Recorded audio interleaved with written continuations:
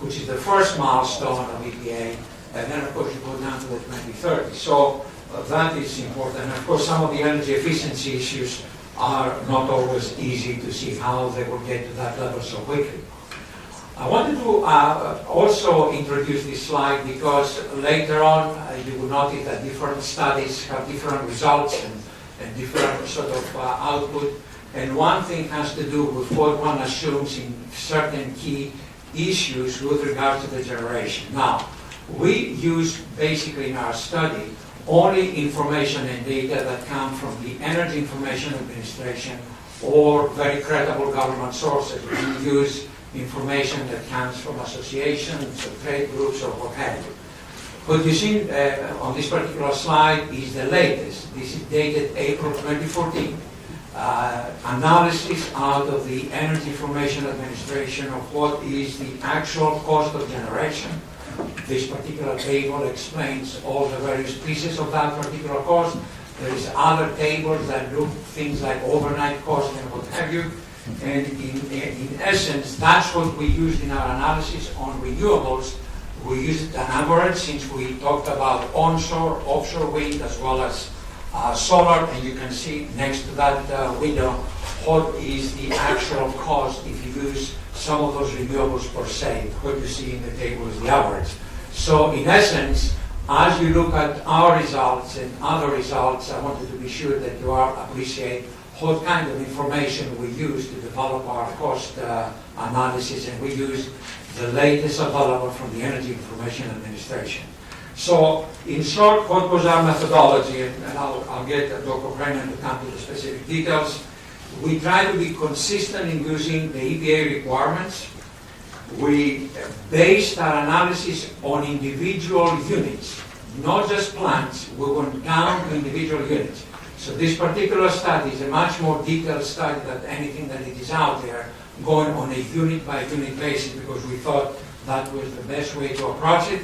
It is an expert-driven solution kind of information and database sort of derived process. All our results are well documented, input parameters and assumptions for people to see. And we use common sense and experience as to how to, let's say, decide and identify what is going to happen to the fleet, both coal-fired and natural gas fleet, based on the EPA requirements. What is going to be shutting down and what is not, based on efficiency, based on CO2 emissions, based on size, and based on some regional considerations. So to move to the next couple of things quickly is to mention that we looked at a number of scenarios. What will happen if something, certain parameters are enforced?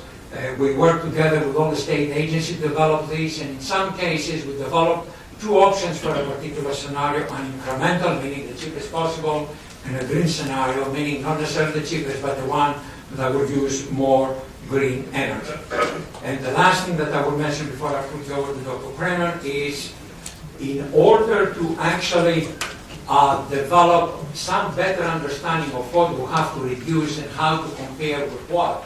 You've already seen the 2012 baseline, but if you look at this baseline and you project into the future, you will find out that the retirements have been announced. New plants have been announced. So what we've done basically is we developed a scenario 2, which we'll call it the status quo scenario, or a scenario that basically we don't do anything, we just let things happen. And if we let things happen, we will start from 2012, we will eliminate everything that is already announced to close, we will add anything that is already included as new generation. And if you do that, you get a lesser rate of 1,142 pounds per megawatt hours. Why is that different from scenario 12? Because we already have announcements of reduction in coal-fired generation and increase in gas generation. So all our comparisons are based from that particular status quo kind of a scenario, which is what we have, and let the time roll with the announcement, retirements, and conversions as they're already going to happen. So Dr. Brennan will give you the exact examples. I will kind of reiterate that our scenarios are not meant to be recommendations or the only paths forward. There are possible ways to look at future generation at each of the different generating units in Virginia, those that exist and those that are included in EPA's list of what's compliance for this. We used a mix of the EPA building blocks. EPA offers the state some flexibility. You don't have to adopt all of them. You can adopt a mix of those, and that's how we looked at it. And as Dr. Karmis has mentioned, our incremental case assumed that power would be dispatched based on the next lowest cost kilowatt hour hitting the grid.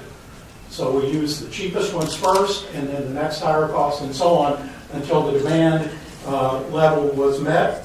In the green case, we gave preference to renewable energy and energy efficiency using the costs that Dr. Karmis has already mentioned from EIA.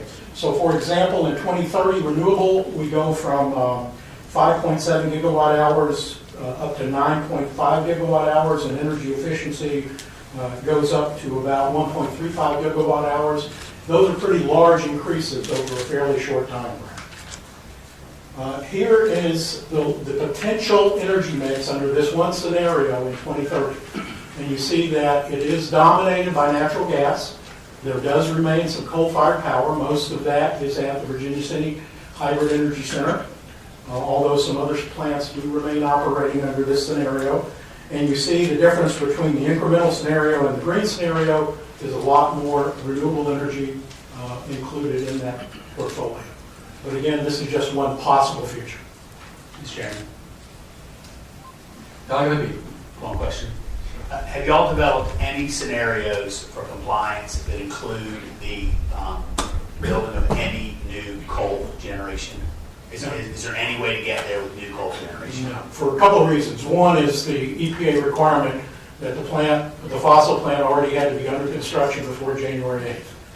So we did not see that as an option under this EPA proposal to add new fossil generation, other than new natural gas. Dr. Marshall. Sir, have you done calculations on what the utility rates would increase by these two scenarios? Yes, we actually will get there in just a moment. A little bit of what we did on cost, and you can see this definition. I'm not going to bother reading that, but we looked at costs, kind of breaking it down into compliance, the cost of electricity, conservation costs, and then we looked at benefits based on EPA's methodology of looking at social cost of carbon and health benefits. And there are some noted controversies about those EPA methodologies. The social cost of carbon includes a lot of global factors outside of not just the Commonwealth, but also outside of the United States. And health benefits are based primarily not on a reduction of CO2, but of other pollutants that occur along with CO2. So that is included.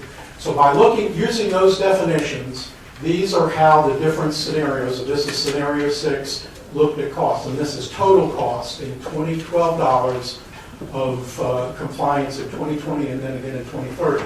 And you see that by the 2030 green costs, while the cost of electricity has gone down because a lot of solar and wind provide you low fuel cost electricity, the cost of compliance goes up considerably because of the capital investment necessary to bring those renewable resources online. If we start looking at cost per ton of CO2 reduced, we see that there is a considerable reduction using the status quo scenario.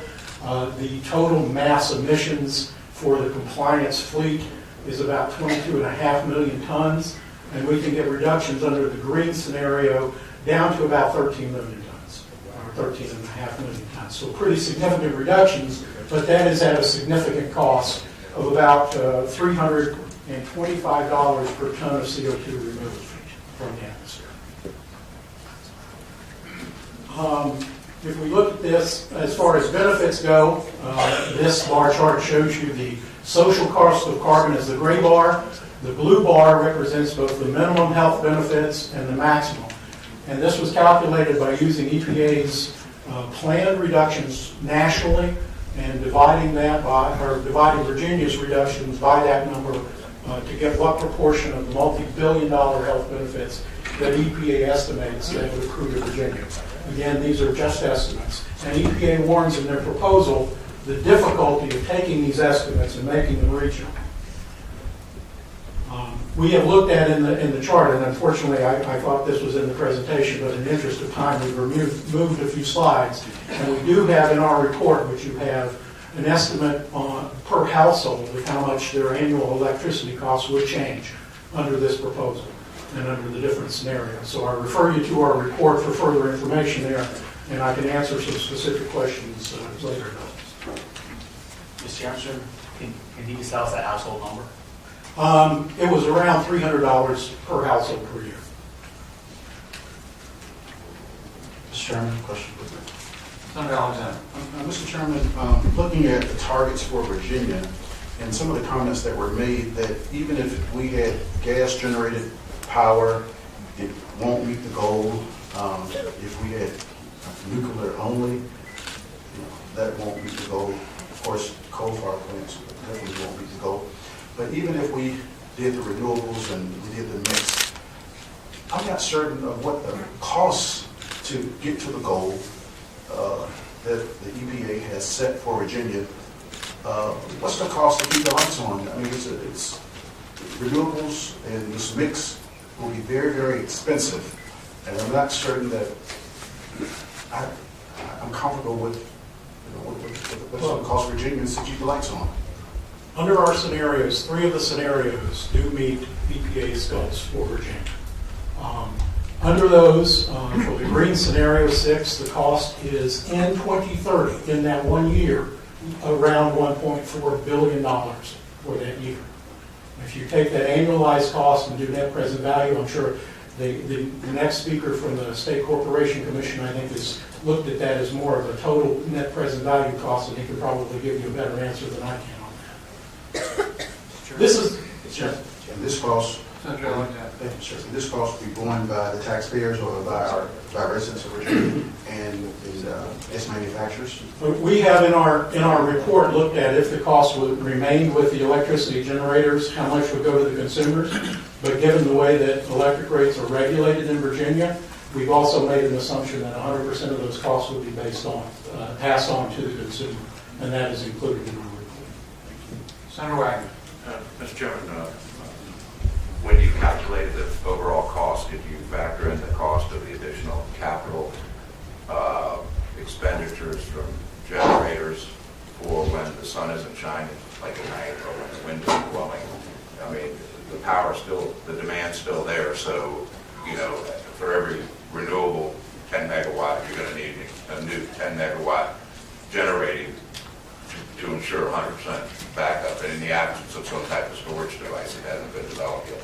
And did you put that factor into your cost? We did not. We used the DOE numbers, which do include some of the storage capacity, but we didn't look at it for duplicative generation capacity for all of the renewables. And so, Mr. Chairman, the DOE did not require the backup, so you either put those backups in, or if the sun isn't shining or the wind isn't blowing, then you're out of power and lights start going off and things go on. Would that be a true statement?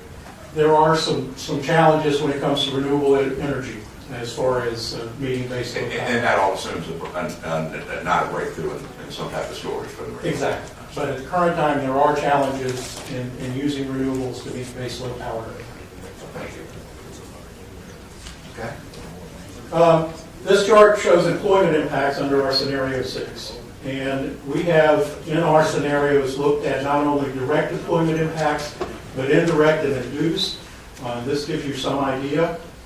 We did not look at the indirect and induced impacts on, for example, coal mining in this chart.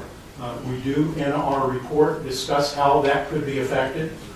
We believe that most of the scenarios that result in lower coal generation will result in very much lower employment in the coal mining industry. And those using fairly standard multipliers come up to fairly large impacts in the coal communities in the state. Compliance in Virginia can be done, and this is what our report revealed. However, it creates a very different generation mix, which increases natural gas, decreases coal generation, and a lot more contribution from renewables and energy efficiency. There are reliability concerns by a great reliance on natural gas.